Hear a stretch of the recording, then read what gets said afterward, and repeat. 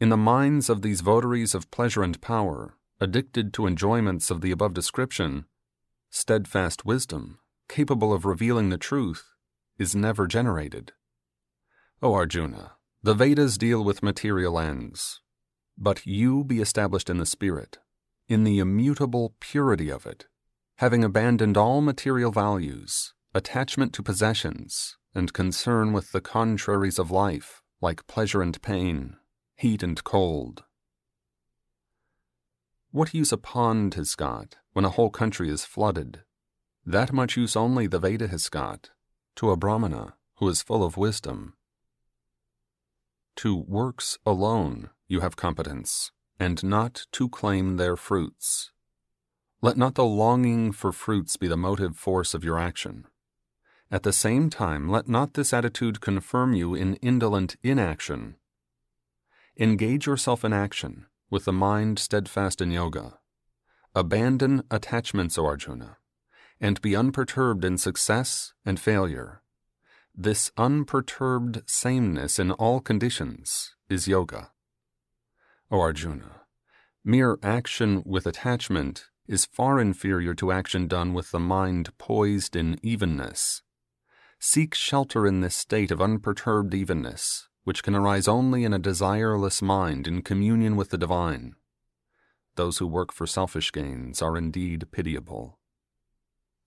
One endowed with this unperturbed evenness of mind abandons the effects of both good and bad actions, even here itself.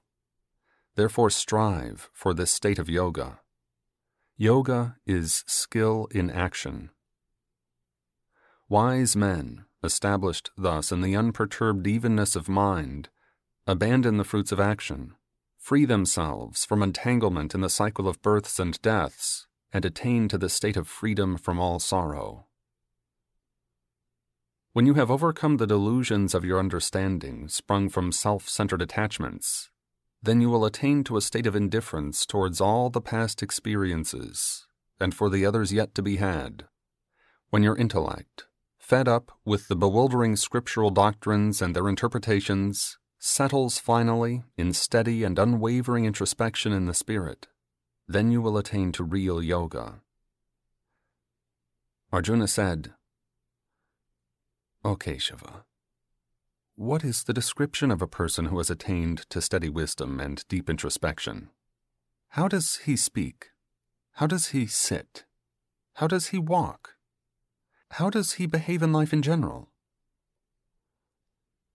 The Blessed Lord said, O son of Pritha, when all the desires of the heart have been abandoned, and the spirit finds joyous satisfaction in itself, without dependence on any external factor, then is one spoken of as a person of steady wisdom, whose mind is not agitated in adversity, who is free from desire, and who is devoid of attachments, fear, and anger.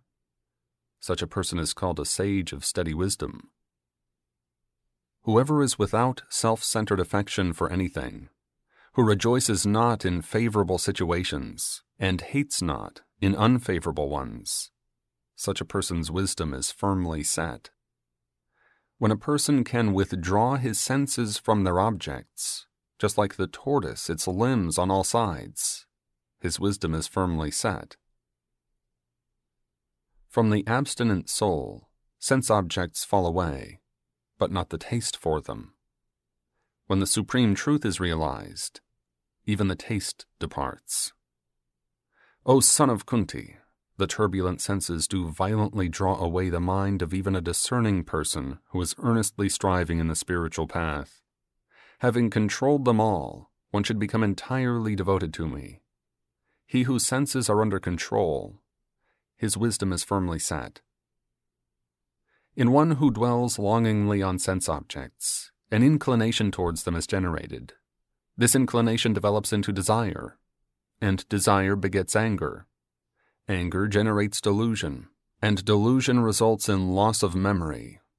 Loss of memory brings about the destruction of discriminative intelligence, and loss of discriminative intelligence spells ruin to a man. A man of disciplined mind, who has his senses under control, and who has neither attraction nor aversion for sense objects, attains tranquility, though he may be moving amidst objects of the senses. On attaining tranquility, all one's sorrows come to an end, for soon does the intellect of a tranquil person become steady. A man of uncontrolled senses has no spiritual comprehension. He has no capacity for meditation either. For the unmeditative, there is no peace, and where is happiness for one without peace of mind? The senses are naturally disposed to move towards their objects. Whichever of these senses the mind pursues, that sense carries away that mind, as a gale does a ship on the high seas. Therefore, O mighty Arjuna, he who could completely restrain his senses from pursuing their objects has his wisdom firmly set. What is like night to all ignorant beings, to that Atman consciousness the self-controlled sage is awake, and the sensate life to which all ignorant beings are awake, that is like night to this illumined sage.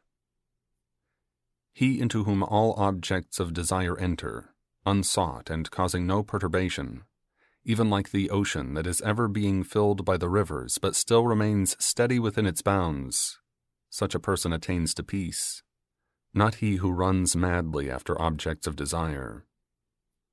Whoever has abandoned desires and moves about without attachments and the sense of I and mine, he attains to peace. This, O son of Pritha, is the state of dwelling in Brahman. Having attained it, one is no more deluded. By abiding in that state, even by the time of death, one is united with Brahman.